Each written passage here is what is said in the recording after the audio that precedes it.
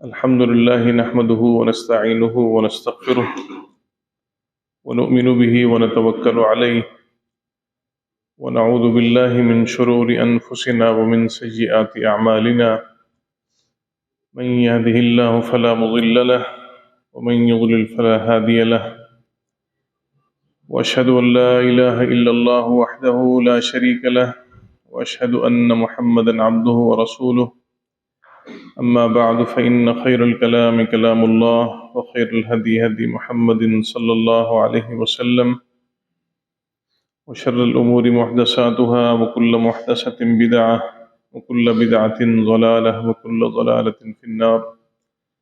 أعوذ بالله السميع العليم من الشيطان الرجيم. بسم الله الرحمن الرحيم. لقد كان لكم في رسول الله أسوة حسنة.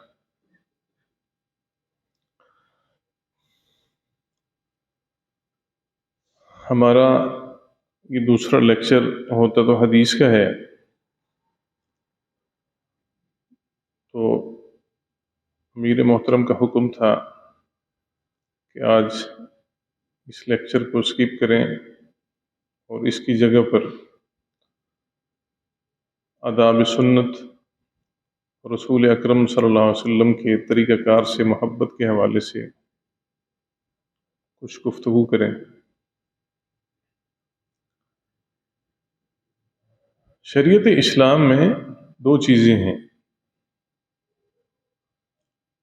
کچھ کا تعلق فرائض سے ہے اور کچھ کا تعلق سنن سے ہے۔ فرائض اللہ کی طرف سے وہ احکامات ہیں جن کا کرنا امت مسلمہ کے افراد پر، چاہے مرد ہیں یا عورتیں ہیں، ان کے لیے وہ احکام لازم ہیں، اور سنن وہ ہیں جن کا تعلق رسول اکرم صلی اللہ علیہ وسلم کی زندگی مبارک اور آپ کی سیرت سے ہے۔ سنن کے اندر کچھ چیزیں ایسی ہیں کہ جن کا کرنا مسلمان کے لیے واجب کا حکم رکھتا ہے، اور کچھ اشیاء ایسی ہیں کہ جن کے اندر اللہ کے پیارے حبیب جناب محمد رسول اللہ صلی اللہ علیہ وسلم نے اختیار دیا ہے کہ آپ یہ کام کر لیں تو ٹھیک ہے، نہیں تو پھر بھی ٹھیک ہے۔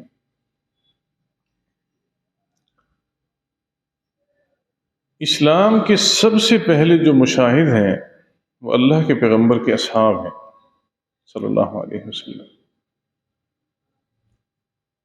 انہوں نے فرائض اور سنن دونوں کے معانی کو اچھی طرح سمجھا ہے، اور پھر ان دونوں کو اپنی زندگی کے اندر احسن انداز سے لاگو بھی کیا ہے۔ ہمارے ہاں مروج کیا ہے، اس کی مثال میں آپ کو دیتا ہوں۔ فرض نماز پڑھتے ہیں، جب سنتوں کی باری آتی ہے تو سنتے ہیں، کوئی بات نہیں، پڑھ لیں تو ٹھیک ہے، نہیں تو کوئی حرج نہیں، ایسے ہوتا ہے۔ ہم سفر کے اندر جاتے ہیں، فرائض پڑھ لیے، جب سنن راتبہ کی باری آتی ہے تو پھر ہماری زبان پر پھر یہی الفاظ لوٹ کر آتے ہیں تو سنتے ہیں، نہ پڑھی تو کوئی حرج نہیں ہے، پڑھ لیں تو کوئی بات نہیں۔ سنن راتبہ کے حوالے سے ہم نے پچھلے سے پچھلے لیکچر کے اندر ایک بات پڑھی تھی کہ صحابہ کرام کا عمل کیا ہے، کسی کو یاد ہے؟ سنن راتبہ وہ 10 یا 12 رکھتے ہیں جو فرائض کے بعد پڑھی جاتی ہیں، جس پر رسول اللہ صلی اللہ علیہ وسلم نے بشارت دی کہ جنت میں گھر بنتا ہے۔ اس حوالے سے صحابہ کا ایک موقف پڑھا تھا، یاد ہے کسی؟ جی، سفر میں پڑھتے تھے، ہاں صحابہ سفر میں پڑھتے تھے، لیکن ہم کیا کہتے ہیں کہ چھوٹ ہے، ٹھیک ہے۔ کچھ محدثین کرام نے سنتوں کے اندر اس تساہل کو ڈی گریڈ کرنے کے حکم کا قرار دیا ہے کہ فرائض کے مقابلے میں رسول اللہ صلی اللہ علیہ وسلم کی ہوئی سنتوں کو اگر انسان اہمیت نہیں دیتا تو اس کے بہت سارے نقصانات.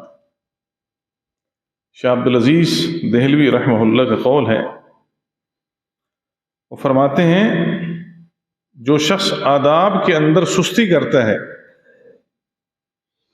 وہ سنت سے محرومی کی مصیبت کے اندر مبتلا ہو جاتا ہے.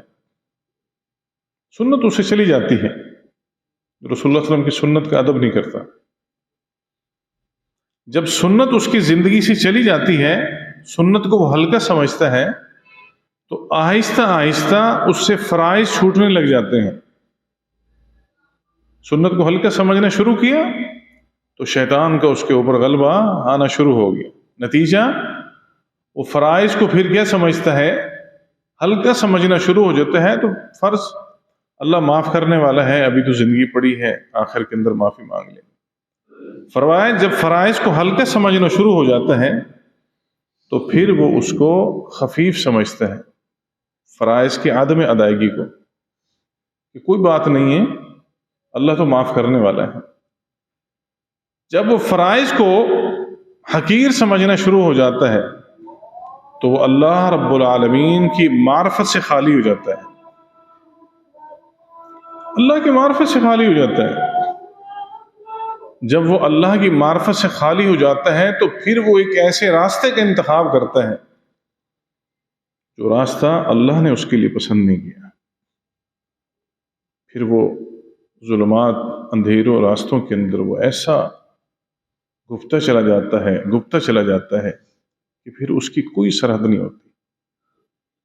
اس کی بنیاد کیا ہے؟ اس کی بنیاد یہ ہے کہ اس نے سنت کا ادب نہیں کیا. جب اس نے سنت کا ادب نہیں کیا تو نتیجہ فرائض میں سستی. جب فرائض میں سستی ہوئی تو نتیجہ پھر کیا نکلا کہ وہ اللہ رب العالمین کی معرفت سے دور ہوتا چلا گیا. رسول اللہ صلی اللہ علیہ وسلم کے صحابہ نے سنت سے بڑی محبت کی، بڑے خوبصورت انداز سے انہوں نے اپنی زندگی کے ایام گزارے. پیارے پیغمبر جناب محمد رسول اللہ صلی اللہ علیہ وسلم کے عظیم صحابی اور خلیفہ چہاروں سیدنا علی رضی اللہ عنہ کے بارے میں صحیح بخاری میں آتا ہے، ان کے ایک دوست کھڑے ہیں لبید، وہ دیکھتے ہیں کہ سیدنا علی رضی اللہ تعالیٰ اپنی سواری کے ساتھ کھڑے ہیں. اپنی سواری کے اوپر سوار ہونے سے پہلے آپ نے دعا پڑھی ہے اور سواری پر سوار ہو گئے ہیں. سوار ہو کر اس کے بعد سیدنا علی مسکرائے ہیں رضی اللہ تعالیٰ. سیدنا علی جب مسکرائے ہیں تو وہ کھڑا ہوا 7 شخص وہ پریشان ہوا کہ مسکرانے کی تو کوئی بات ہی نہیں تھی، آپ مسکرائے کیوں ہیں؟ سبحان اللہ. اس دور کے لوگوں کی تربیت یہ تھی کہ جب اہل علم کے اندر کوئی ممتاز چیز دیکھتے تھے جو ان کے علم اور نالج سے تعلق نہیں رکھتی تھی تو وہ پوچھتے تھے. ان کے اندر سوال کی عادت تھی. یہ گستاخی کے پہلو نہیں تھا، بڑوں سے پوچھنا یا علماء سے پوچھنا، یہ گستاخی نہیں تھی. ان کے لیے ایک حیرت والی بات تھی. تو انہوں نے پوچھا کہ آپ نے ایسا کیوں کیا ہے؟ تو انہوں نے کہا سیدنا علی رضی اللہ تعالی نے، میں نے اللہ کے پیغمبر علیہ الصلوۃ والسلام کو ایسے کرتے ہوئے دیکھا. سبحان اللہ. یعنی کیا مانا؟ یہ میری مسکراہٹ کی جگہ نہیں تھی، لیکن اللہ کے پیغمبر کو میں نے کرتے ہوئے دیکھا صلی اللہ علیہ وسلم، تو اس وجہ سے میں نے کیا. تو سننے والا بھی خاموش ہو گیا کہ سنت ہے، سنت کے ساتھ محبت ہے. اور سیدنا علی کی عادت تھی جب سواری پر سوار ہوتے دعا پڑھتے اور دعا پڑھنے کے بعد جب بیٹھ جاتے تو مسکراتے تھے. ساتھی پوچھتے تھے کیوں کی؟ اللہ کے پیغمبر کی سنت. سنت کا تعلق ادب سے ہے، سنت کا تعلق احترام سے ہے. جب رسول اللہ صلی اللہ علیہ وسلم کے اعمال، آپ کے افعال کو جس وقت امت مسلمہ صحیح معنوں کے اندر ایکسپٹ کرے گی تو پھر یہ انسان ترقی کرتے ہوئے فرائض کے قریب سے قریب تر ہوتا چلا جائے گا، اور جب فرائض سے قریب ہوگا تو یہ اللہ سے ہم کلام ہوگا، اس کو ہم کلام ہونے کے اندر لذت محسوس ہوگی۔ یہ اللہ رب العالمین کے قرب کی تلاش کے اندر یہ نکلے گا تو سبحان اللہ، اس کے کیا ہی کہنے ہیں۔ صحابہ میں عبداللہ بن عمر رضی اللہ تعالی، رسول اللہ صلی اللہ علیہ وسلم کے بڑے پیارے صحابی، سیدنا عمر کے بیٹے ہیں۔ اتباع سنت کے اندر صحابہ کرام کی جماعت کے اندر یہ آئیڈیل ہیں، خوبصورت نوجوان ہیں، پیارے نوجوان ہیں۔ انہوں نے تقریباً 1000 کے قریب عمرے کیے ہیں، اور اپنی زندگی میں تقریباً 60 کے قریب انہوں نے حج کیے۔ جب یہ مدینہ سے نکلتے تھے تو ذوالحلیفہ سے احرام باندھا، اور رسول اللہ صلی اللہ علیہ وسلم کی بتائے ہوئے طریقے کے مطابق یہ اعمال کرتے ہوئے آ رہے ہیں مکہ مکرمہ کی طرف۔ کئی ساتھی کہتے ہیں عبداللہ بن عمر ایسی جگہ پر رکتے تھے جہاں رکنے کا کوئی جواز نہیں بنتا تھا۔ پوچھتے تھے کیوں رکے ہیں؟ فرماتے ہیں میں نے رسول اللہ صلی اللہ علیہ وسلم کو اس مقام پر رکتے ہوئے دیکھا، رکتے ہوئے دیکھا۔ ایک مقام پر اترے اور ساتھیوں کو کہا کہ میں فلاں جگہ پر جا رہا ہوں، چلے گئے، واپس آئے، ساتھی نے پوچھا کیوں گئے تھے وہاں پہ؟ اللہ کے پیغمبر علیہ السلام نے اس مقام پر قضاء حاجت فرمائی تھی، مجھے ضرورت نہیں تھی لیکن میں اس مقام پر جا کر بیٹھا ہوں کیونکہ اللہ کے پیغمبر علیہ السلام وہاں جا کر بیٹھے تھے، وہاں بیٹھے تھے۔ ایک ساتھی نے ان کو سفر کرتے ہوئے دیکھا، اونٹنی سے اترے ہیں ایک مقام پر اور فوراً پھر اونٹنی پر سوار ہو گئے۔ فرمایا ابن عمر ماذا تفعل، یہ آپ نے کیا کیا ہے؟ هكذا انظر رسول اللہ صلی اللہ علیہ وسلم، میں نے اسی طرح اللہ کے پیغمبر کو دیکھا صلی اللہ علیہ وسلم کہ آپ اونٹنی پر سوار تھے، آپ اترے ہیں، اترنے کے بعد فوراً آپ سوار ہو گئے۔ محبت کا انداز دیکھیے، سبحان اللہ، ان کے جذبات دیکھیے۔ ابن عمر کا وہ سارا کا سارا سفر اسی چیز کے ساتھ وابستہ تھا۔ ایک مقام پر رکے ہیں، وہاں لیٹے ہیں، اپنی دائیں کروٹ، نیچے 2 پتھر رکھے، اور نیند کا موقع بھی نہیں تھا۔ فرمایا رسول اللہ صلی اللہ علیہ وسلم نے اس مقام پر اترنے کے بعد تھوڑی سی دیر استراحت فرمائی تھی، میں نے بھی کی۔ سبحان اللہ۔ اور اللہ نے ان کو ایک بیٹا دیا تھا، سالم، ایک بیٹا سالم۔ مدینہ کے 7 فقہا مشہور ہیں، 7 فقہا، ان 7 فقہا میں یہ سالم بہترین قسم کے فقیہ ہیں۔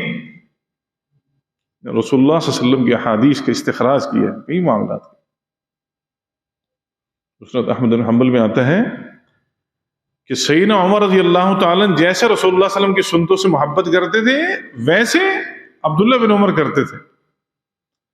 عبداللہ بن عمر کو دیکھ کر سیدنا عمر کے پوتے اور سیدنا عبداللہ کے بیٹے سالم بعینی اسی انداز سے سنت کے اوپر عمل کرتے تھے۔ نتیجہ کیا نکلا؟ اللہ نے ان کی دعائیں کبھی رد نہیں کی۔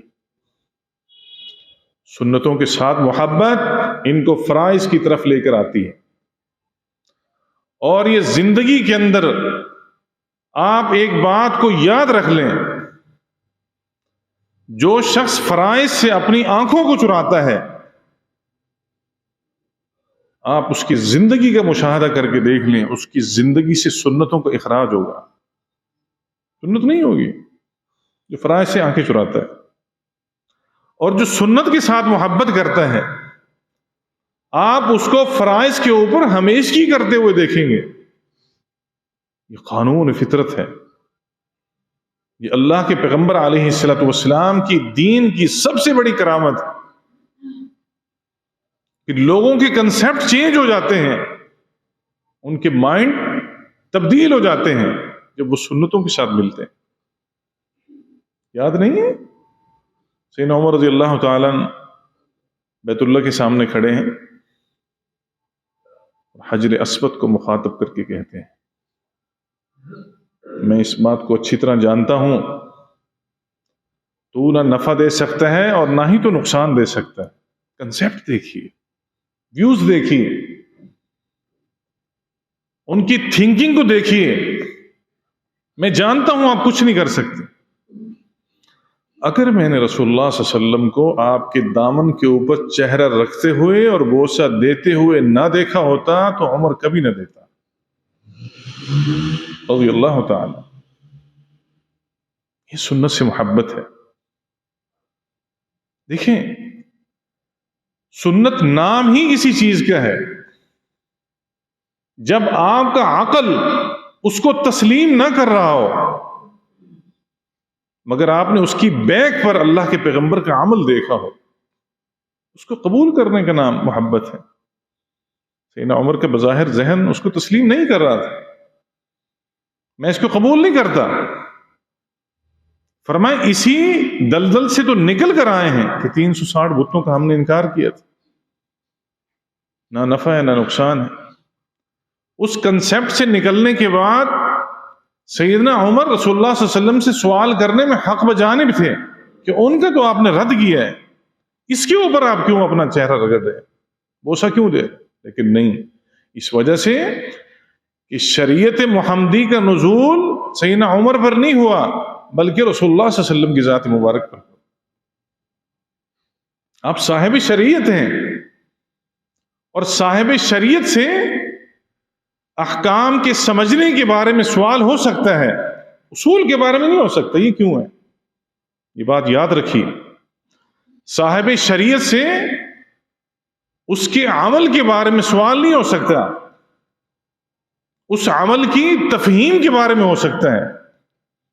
لیکن سیدنا عمر نے تفہیم کے بارے میں بھی نہیں پوچھا، کیونکہ رسول اللہ صلی اللہ علیہ وسلم کے اوپر سیدنا عمر کا جو ٹرسٹ لیول تھا وہ کوئی عام نہیں تھا، بڑا ہائی قسم کا تھا. اور اس کا اظہار پھر اپنے دور خلافت میں کر رہے ہیں میں نے اگر چہرہ اللہ کے پیغمبر کا نہ دیکھا ہوتا تو کبھی بھی نہ کرتا. یہ سنت سے محبت.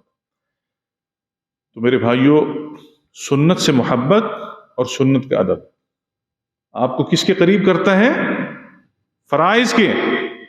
اور فرائض کی ادائیگی آپ کو کس کے قریب کرتی ہے؟ اللہ رب العالمین کے قرب کی. سبحان اللہ. ربیہ بن کعب الاسلمی رضی اللہ تعالیٰ کو جانتے ہوں گے، ہم نے حدیث بھی پڑھی تھی. رسول اللہ صلی اللہ علیہ وسلم کے بہت سارے خدام ہیں، ان میں سے ایک ربیہ بن کعب بھی ہیں. آپ علیہ السلام کو ایک دن ربیہ بن کعب الاسلمی رضی اللہ تعالیٰ نے قضاء حاجت کے لیے آپ کی خدمات کی، آپ کو وضو کرایا. تو اتنے یہ پیارے اور خوبصورت نوجوان تھے کہ رسول اللہ صلی اللہ علیہ وسلم نے ان کی حسن ادب کو دیکھ کر، ان کی تڑپ کو دیکھ کر آپ علیہ السلام نے ان سے پوچھا، چل مجھ سے کچھ مانگ لو، لو کچھ مجھ سے،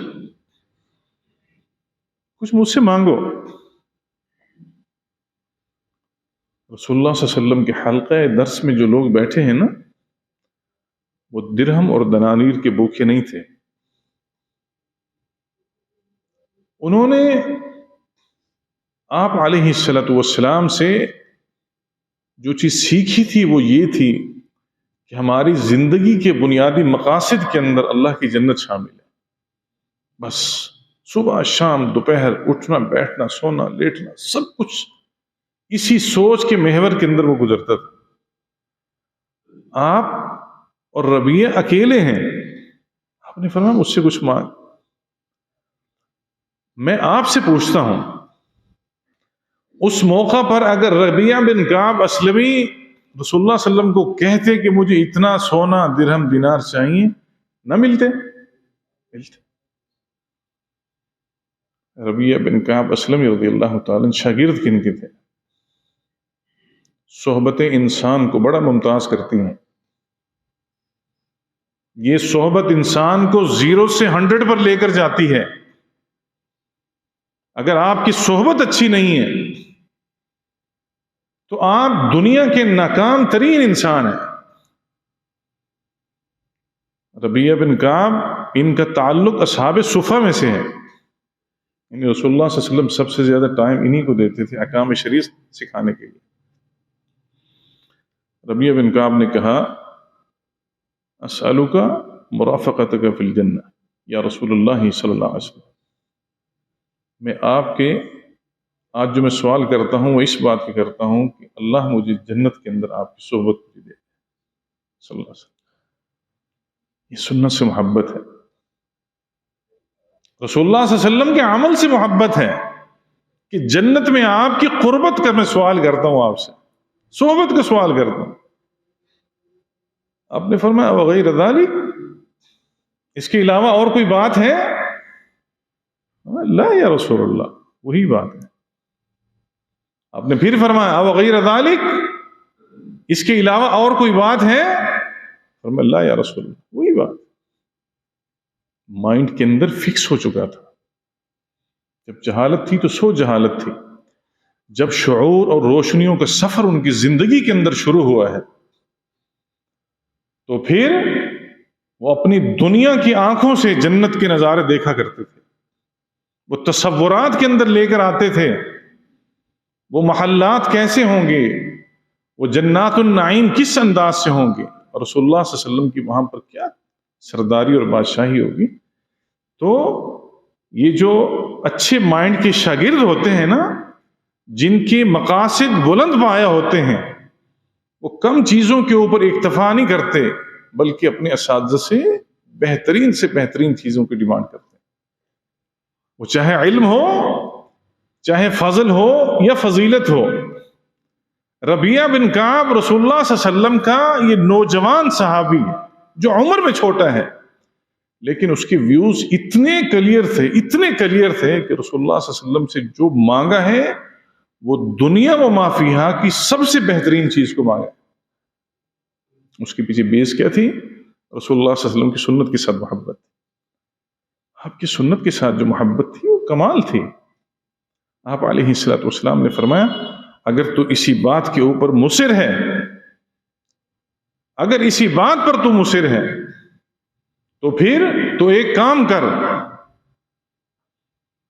اعنی علی نفسک بکثرۃ السجود او کما قال علیہ الصلوۃ والسلام۔ پھر ربیعہ پھر نفل نماز کو کثرت کے ساتھ پڑھا کر، اگر تو پڑھے گا تو پھر جنت کے اندر تجھے میری مرافقت نصیب ہوگی۔ سبحان اللہ۔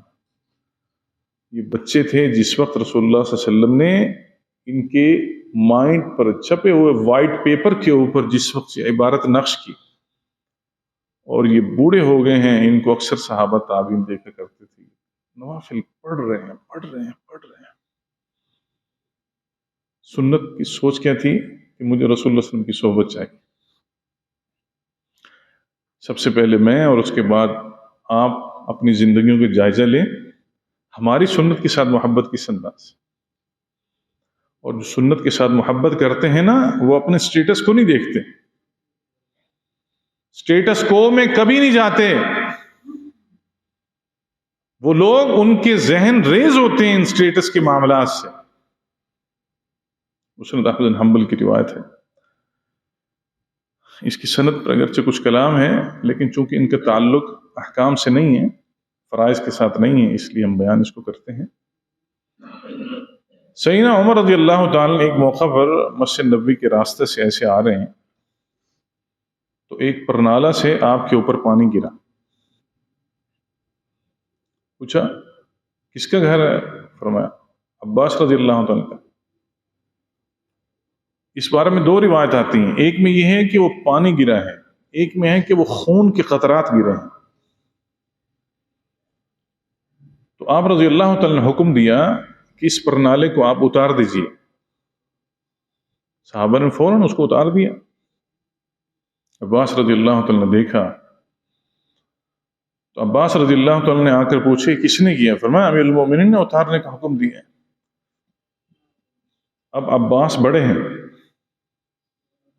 عمر رضی اللہ تعالیٰ سے، لیکن عمر رضی اللہ تعالیٰ مسند خلافت پر متمکن ہونے کی وجہ سے عہدہ، رتبہ اور فضیلت میں ان سے کیا ہیں؟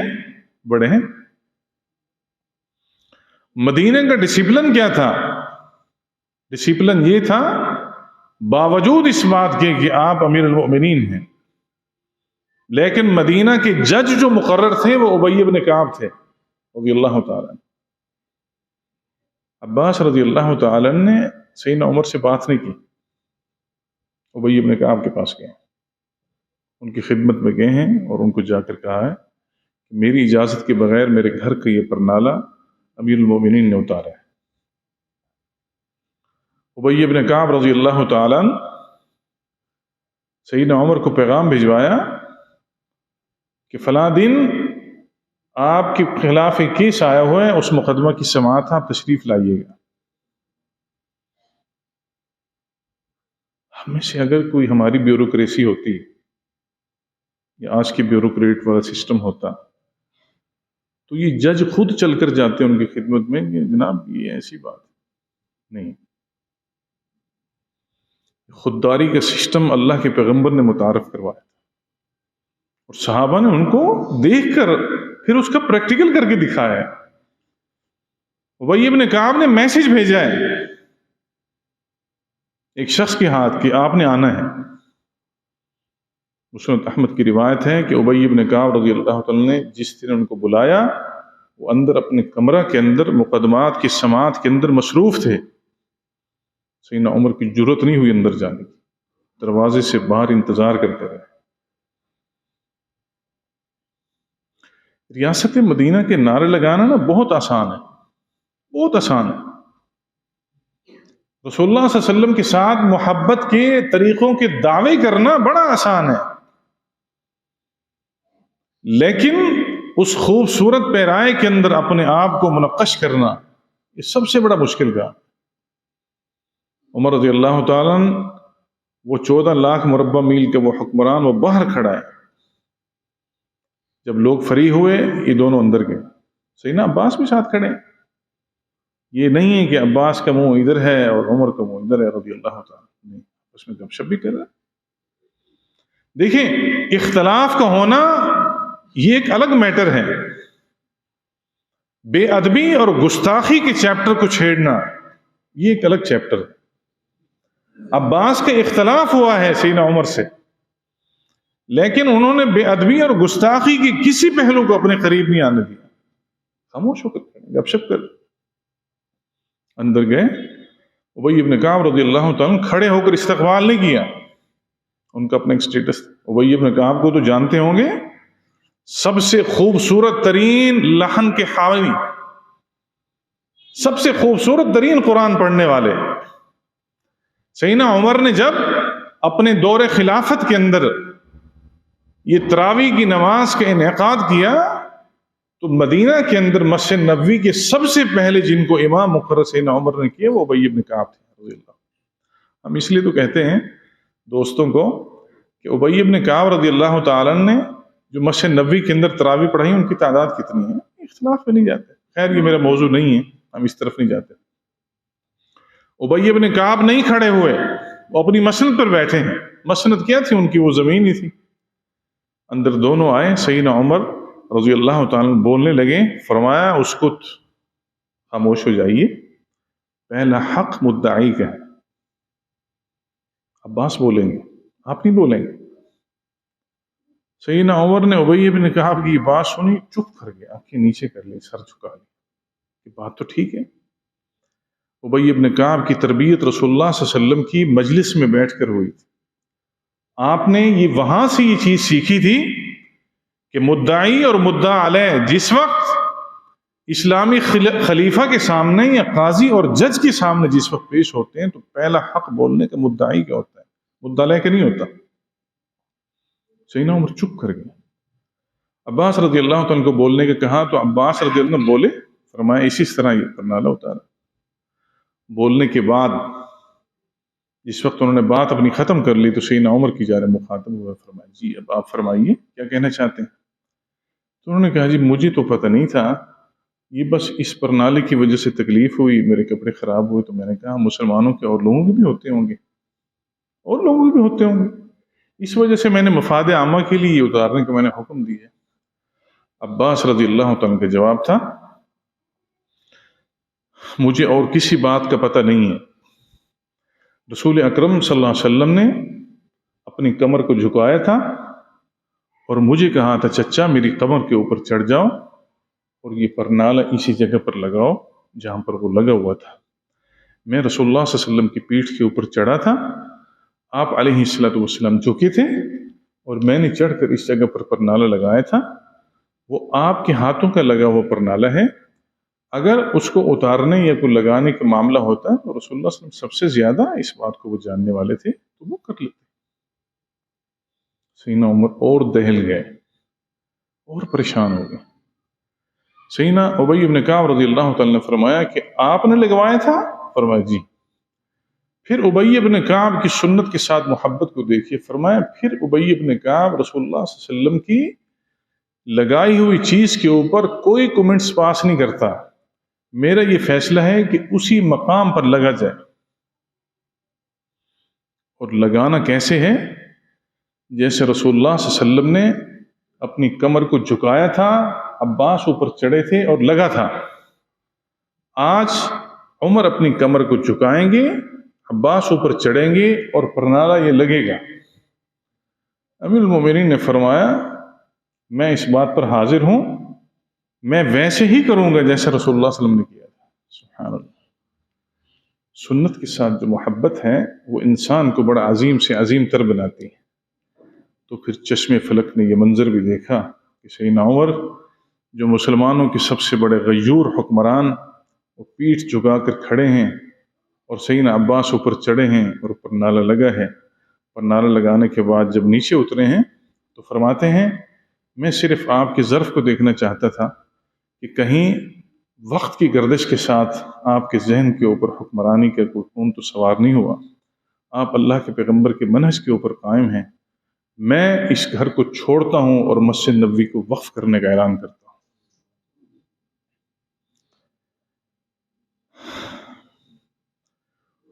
دیکھیں اللہ کے پیغمبر کے صحابہ کی سنت کے ساتھ محبت کو دیکھیں، چاہتے تو اپنے سٹیٹس کو دیکھ لیتے نہیں، سنت کے ساتھ محبت میں ان کا سٹیٹس ان کے آڑے نہیں آیا، بالکل نہیں آیا، اور وہ دنیا کے عظیم ترین انسان کہلائے، عظیم ترین انسان کہلائے۔ اور اللہ کے پیغمبر علیہ السلام کی سنتوں کے ساتھ جو بندہ بھی محبت کرتا ہے وہ دنیا کے اندر ترقی پاتا ہے۔ عثمان بن عفان رضی اللہ تعالیٰ کے بارے میں آتا ہے مسند احمد کے اندر، ان کے سامنے ایک بکری کو ذبح کیا گیا تو فرمایا کہ اس کی دستی کے گوشت میرے پاس لاؤ۔ دستی کے گوشت لایا گیا تو پوچھا آپ دستی کا گوشت کیوں پسند فرما رہے ہیں؟ فرمایا اس وجہ سے پسند کر رہا ہوں کیونکہ رسول اللہ صلی اللہ علیہ وسلم کو اس پورے جانور میں سے دستی کا گوشت سب سے زیادہ مرغوب تھا۔ سبحان اللہ۔ سیدنا انس کے بارے میں آتا ہے ان کے سامنے گوشت اور کدو کا سالن پیش کیا گیا تو وہ کدو تلاش کر کے کھا رہے تھے۔ ریزن ان سے پوچھے گی کیا وجہ ہے؟ فرمایا یہ سبزی اللہ کے پیغمبر کو سب سے زیادہ محبوب تھی صلی اللہ علیہ وسلم۔ آپ علیہ السلام نے جس وقت یہ کام کر کے دکھائے اور کام کر کے دکھانے کے بعد صحابہ نے اس کے اوپر عمل کیا تو پھر ان کے ایمان کے اندر ترقی ہوتی چلی گئی۔ یہ جو ایمان ہے نا انسان کا، جس کا تعلق انسان کے دل کے ساتھ ہے، میں یہ کہتا ہوں روحانی طور پر باقاعدہ اس کا ایک وجود ہے، اس ایمان کا۔ اگر آپ کے ایمان کا جو وجود ہے وہ جھک گیا ہے تو آپ سمجھو آپ ناکام انسان ہیں۔ اگر آپ کے ایمان کا وجود وہ تناور درخت کی طرح خوبصورت ترین پیرائے کے اندر کھڑا ہے تو آپ سب سے اچھے انسان ہیں، سب سے اچھے انسان۔ رسول اکرم صلی اللہ علیہ وسلم کی بے شمار صحابہ کرام کی اس بارے میں مثالیں ہیں جن لوگوں نے سنتوں کے ساتھ محبت کی ہے اور پھر ان محبتوں کے تبادلے کے اندر اللہ رب العالمین نے ان کے فرائض کے اندر ان کو ترقی دی۔ جب فرائض میں ترقی ہوئی ہے تو وہ تقرب الی اللہ کے زمرے کے اندر آئے۔ جب وہ تقرب الی اللہ کے زمرے میں آئے ہیں تو اللہ نے ان کو دنیا میں مستجاب الدعوات بنائے ہیں۔ اور جب وہ دنیا کے اندر مستجاب الدعوات بنے ہیں تو وہ خلائق ارض کا مسکن بنے ہیں. لوگ ان سے دعائیں کرانے کے لیے آتے تھے. اللہ کے پیارے حبیب جناب محمد رسول اللہ صلی اللہ علیہ وسلم کے جو صحابہ تھے وہ انہی سنتوں کے ساتھ ان کی زندگیاں وابستہ تھیں. ہم دیکھیں ہماری زندگیوں کے اندر کتنی سنتیں ہیں اور کتنی سنتوں کے ساتھ ہم اپنا منہ پھیرتے ہیں، اور کتنی سنتیں ایسی ہیں جن کا ہم اپنی زبانوں سے مذاق اڑاتے ہیں. مثلا ایک ساتھی سے میں نے سنا، ایک کہیں میں مسجد میں نماز پڑھنے کے لیے گیا تو میں نے وہ رفع الدین کیا، تو میں ابھی نماز ہی پڑھ رہا تھا تو پیچھے سے آوازیں دے لگے گھوڑوں کی دموں کی طرح اپنے ہاتھوں کی. اللہ اعوذ باللہ. علم کا نہ ہونا یہ ایک نقصان ہے. علم کے نہ ہونے کے ساتھ ساتھ جہالت کی معاملات کا ایسا ارتکاب کرنا جو اللہ کے پیغمبر کی سنتوں کا مذاق اور تضحیق کا سامان بناتا ہو، وہ سب سے بڑا نقصان ہے. سب سے بڑا نقصان ہے. ہم رسول اللہ صلی اللہ علیہ وسلم کی کسی سنت کے اوپر اپنا کمنٹس پاس نہیں کر سکتے. جب صحابہ نے نہیں کیا تو ہمیں کس نے اختیار دیا؟ عقیدے کے باب کے اندر محدثین کرام نے دو چیزوں کا تعارف کروایا ہے، ایک شرک فی اللہ اور ایک شرک فی الرسالہ. شرک فی اللہ کا معنی یہ ہے کہ اللہ کے حقوق کے اندر کسی کو شریک ٹھہرانا، اس کی ذات کے اندر، اس کی اسماء و صفات کے اندر، اس کی الوہیت کے اندر، ربوبیت کے اندر. شرک فی الرسالہ کیا ہے؟ رسالت کے اندر شرک یہ ہے کہ ایک شخص نے آپ کو ایک بات کی ہے، آپ اس بات کو اہمیت اور فوقیت دیتے ہیں رسول اللہ صلی اللہ علیہ وسلم کی سنت کے مقابلے کے اندر. یہ رسالت کے اندر شرک. جیسا کہ ڈاکٹر صاحب بیان کر رہے تھے کہ اللہ کے پیارے حبیب جناب محمد رسول اللہ علیہ وسلم کی خدمت کے اندر عبداللہ بن سلام آئے تو انہوں نے پوچھا تھا کہ یہ یہودیت کو یہ جو قرآن نے مورد الزام ٹھہرایا ہے کہ وہ عبادت کرتے ہیں اپنے علماء کی، رہبان کی، اس کا کیا معنی ہے؟ وہ جی اللہ کے پیارے حبیب جناب محمد رسول اللہ علیہ وسلم نے دین بڑا واضح دیا ہے، سنتیں بالکل واضح ہیں، ہر ایک چیز کھول کھول کر بیان کر دی گئی. اور آخر کے اندر میں شاہ عبدالعزیز کی اسی قول کو دہراؤں گا رحمہ اللہ، جو بندہ ادب سے خالی ہے وہ سنت سے خالی ہے، جو سنت سے خالی ہے وہ فرائض سے غافل ہے، جو فرائض سے غافل ہے وہ معرفت الہی سے غافل ہے. یہ ترقی کے زینے اگر آپ اپنی زندگی کے اندر آہستہ آہستہ اس کو شامل کرتے چلے جائیں تو اللہ رب العالمین کے فضل سے آپ ایک اچھے سچے اور کھرے پکے مسلمان بن سکتے ہیں. سنتوں سے جو شخص خالی ہے وہ اللہ رب العالمین کے فضل سے بھی محروم ہے. اگر آپ چاہتے ہیں کہ آپ کی زندگی کے اندر اللہ کے فضل، کرم اور احسانات کی بارش ہو تو ہم سب کو بحیثیت مسلمان رسول اکرم صلی اللہ علیہ وسلم کی سنتوں کو اپنانا ہوگا، سنت کے ساتھ محبت کرنی ہوگی، سنت کا ادب کرنا ہوگا. اور ادب کا سب سے پہلا اور آخری قرینہ یہی ہے کہ اس سنت کو اپنی زندگی کے اندر لاگو کیا جائے، اس کو ایکسیپٹ کیا جائے، اس کو اپنی زندگی کے اندر دخل اندازی کا موقع دیا جائے. اللہ سے دعا ہے اللہ صحیح معنوں میں ہمیں قرآن و سنت کو سننے سمجھنے اور اس کے مطابق عمل کرنے کی توفیق دے. وآخر دعوانا الحمدللہ رب العالمین.